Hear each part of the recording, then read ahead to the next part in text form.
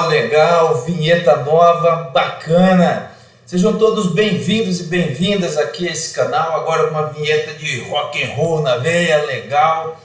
Pessoal, hoje vamos falar sobre um tema bastante interessante, principalmente para efeito de ordem prática, tá? Mas também é uma questão que pode ser objeto de segunda fase da OAB nas provas de direito civil, tá? Hoje nós vamos falar sobre contestação genérica, um tema bastante delicado, um tema bastante importante e que eu percebo uma certa dificuldade dos alunos, uma certa dificuldade de ordem prática, né?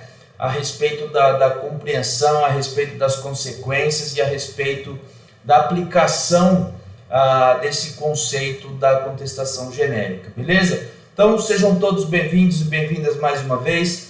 Não deixe de fazer a sua inscrição aqui neste canal para que você receba conteúdos de ordem de interesse processual civil, obviamente, né? Até porque processo civil é o top, é o creme de la creme, é o filé mignon processual, beleza?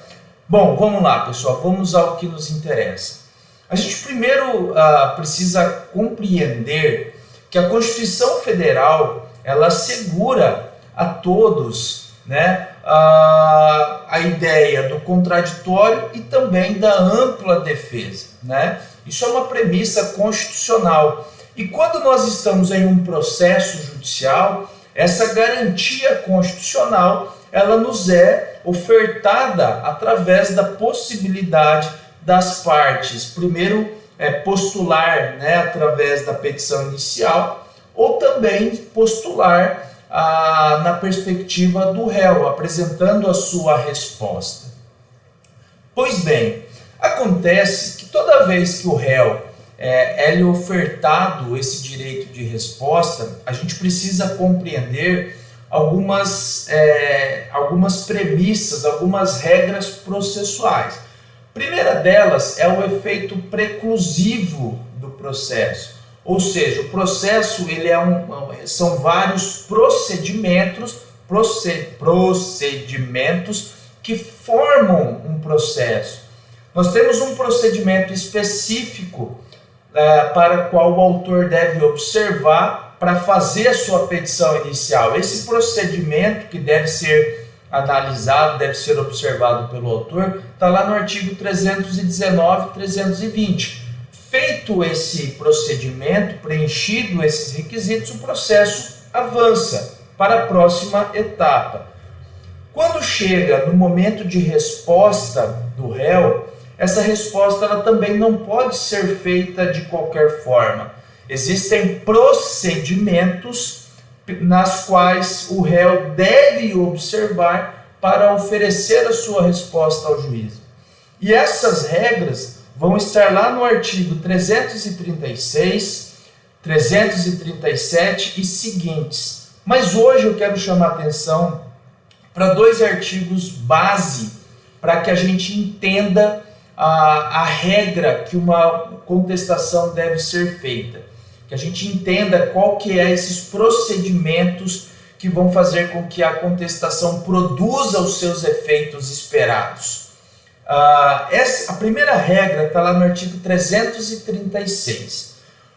O réu, ele tem a oportunidade, quando lhe é ofertado, de combater com veemência todos os pontos alegados pelo autor na sua petição inicial. Então, o autor na petição inicial, ele apresenta ao juízo fatos que visam constituir o seu direito. Quando o autor, numa ação do processo de conhecimento, quando o autor entra com a ação e ele alega ter sofrido dano moral, ele alega ter direito à reparação de indenização por dano civil, enfim, não significa que ele tem aquele direito, mas ele está buscando a constituição desse direito através do convencimento do juiz pela sua petição inicial. Então veja, o autor está apresentando ao juiz o que a gente denomina de fatos constitutivos. Através desses fatos, o autor vai tentar constituir aquele seu direito lá na sentença. Por outro lado, o réu tem o dever de impedir, modificar ou extinguir a pretensão do autor. São os fatos impeditivos, modificativos e extintivos. Então, se de um lado o autor fala que tem direito a uma indenização de 50 mil reais, o réu do outro lado vai falar: você não tem direito à indenização, uma vez porque não houve não há nexo causal, não há o preenchimento dos elementos da responsabilidade civil. Veja que eu estou trazendo vários fatos, vários argumentos para impedir a constituição do direito do autor. A contestação, ela é um momento em que o réu tem para usar com toda a sua possibilidade, de uma forma bastante exaustiva, daquele direito constitucional da ampla defesa e do contraditório. O momento processual para que o réu apresente esse impedimento, essa modificação da pretensão do autor é na contestação. E aí, de repente, você pode estar se perguntando: professor, mas por que o senhor está falando isso? Porque, meus caros, se você não apresenta na contestação esses fatos que visam impedir, modificar ou extinguir a pretensão do autor, o que o autor falou lá na sua petição inicial, por conta da sua impugnação genérica, pode ser que o juiz presuma por verdadeiro o que foi alegado pelo autor lá na sua inicial. Professor, mas presunção de veracidade não é revelia? Mais ou menos, tá? É mais ou menos a mesma ideia. Aqui, na contestação genérica, é aquela coisa do quem cala consente. E isso que eu estou falando para vocês está lá no artigo 341. Lá no 341 existe o ônus, existe o dever do réu a apresentar a sua impugnação específica aos fatos alegados pelo autor. Se o réu não faz essa impugnação específica, combatendo com detalhes, questionando essas informações lançadas pelo autor, essa omissão pode lhe trazer um prejuízo processual, que será a presunção de veracidade dos fatos lançados pelo autor. Vamos de exemplo, para ficar mais fácil? Vamos imaginar que, eu vou dar um exemplo do que é uma contestação genérica, ok? Então vamos lá. O autor apresenta a inicial e ele fala que o réu atravessou a preferencial e colidiu com o seu veículo, causando um prejuízo de 7 mil reais, além de inúmeros outros transtornos. E aí ele faz o pedido de indenização em danos materiais e também de ordem moral. Exemplo. Pois bem, recebida a petição inicial, o juiz analisa, se tiver tudo certo, os requisitos do 319, ele vai determinar a citação do réu para que o réu compareça à audiência de conciliação. Ocorrendo a audiência de conciliação, não chega-se a um acordo e aí sim o réu terá o prazo de 15 dias para o oferecimento da sua resposta. Você, na condição de advogado do réu, vai fazer a contestação e aí você se limita a dizer que os fatos lançados na inicial não são verdadeiros, que você vai provar ao longo do processo, no curso do processo, que o que o réu está falando não é verdade.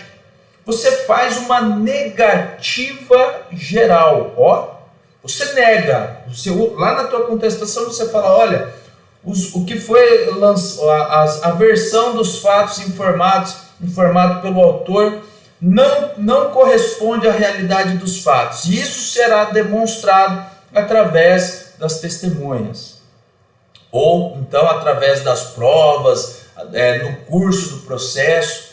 Veja, é diferente a ideia da contestação genérica para o ônus da impugnação específica. O ônus da impugnação específica é aquela contestação que é alicerçado naqueles 3 fatos: fatos impeditivos, modificativos e extintivos à pretensão autoral. Isso significa dizer que a contestação genérica, diante dessa ideia, daquele jargão de quem cala consente, pode ser que o juiz, verificando que não há essa controvérsia dos fatos, pode ser, conforme regra do 341, que o juiz fala, olha, amigão, você teve o seu direito constitucional assegurado de você fazer o contraditório e de você ter a ampla defesa. Porém, você se limitou a fazer a negativa geral. E essa negativa geral, ela pode prejudicar a postura do réu, porque é a ideia do quem cala consente. Veja como é diferente se ele alega, olha, na verdade ele não estava, o autor não tem todas esse direito conforme alegado, uma vez que ele estava em excesso de velocidade. De repente os valores dos 7 mil reais que foi colocado lá de danos, será que corresponde a tudo que foi produzido? Será que esse valor não está majorado? Será que houve a realização de pesquisa de mercado para verificar qual que é o valor adequado? Será que está numa média? Será que não houve nenhum outro comportamento, de repente, de um terceiro que possa ter influenciado no resultado?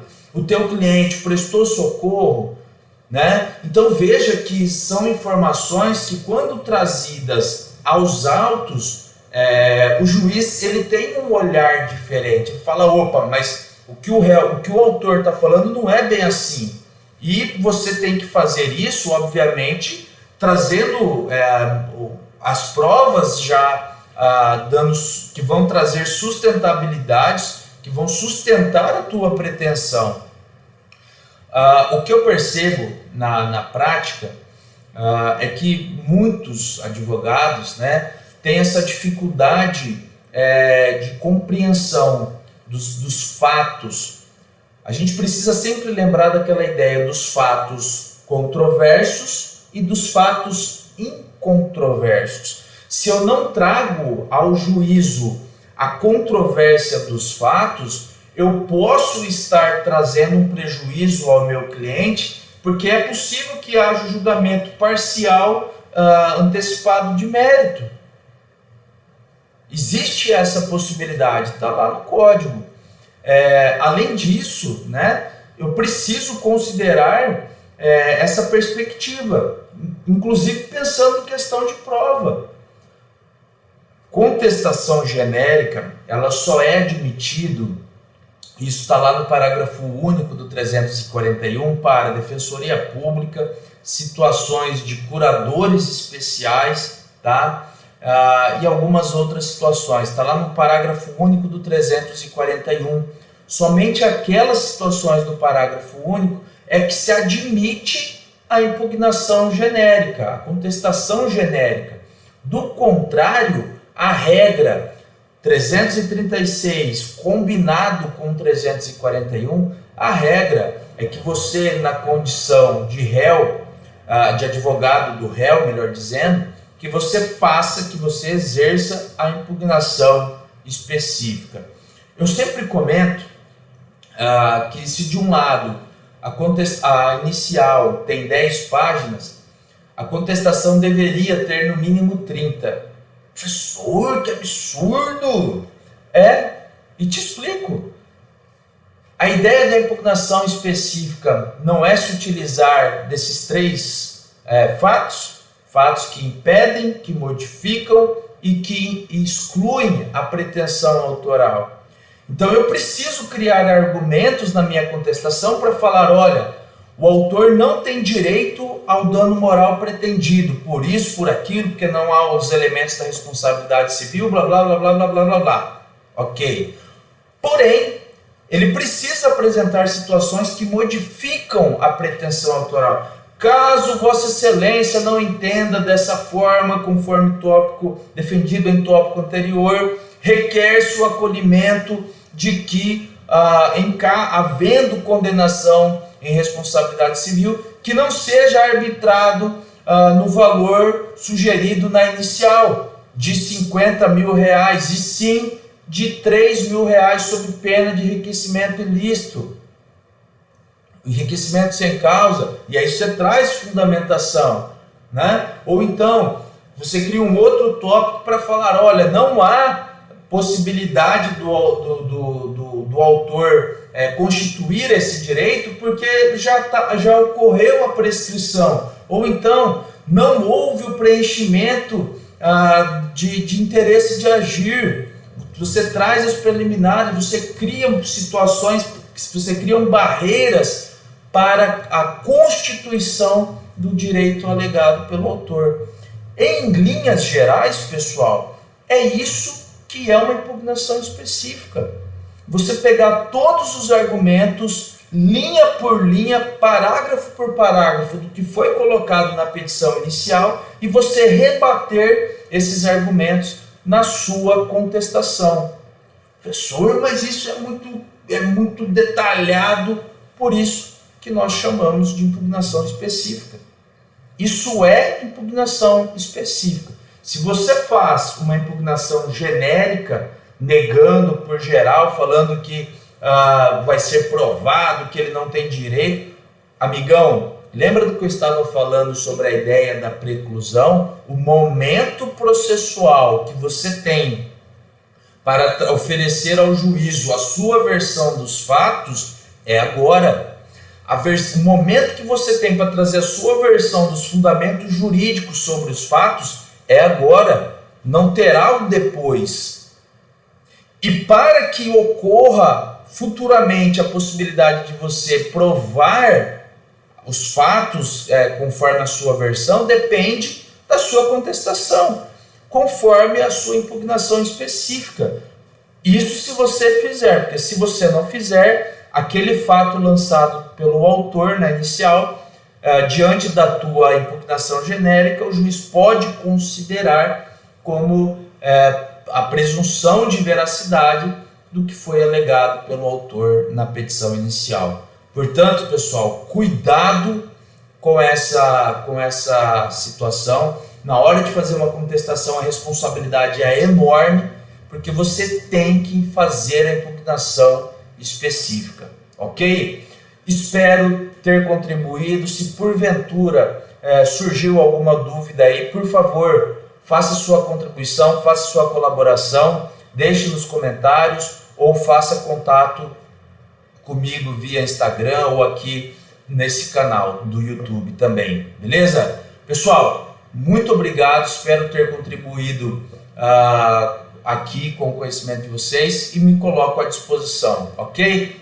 Até a próxima, hein?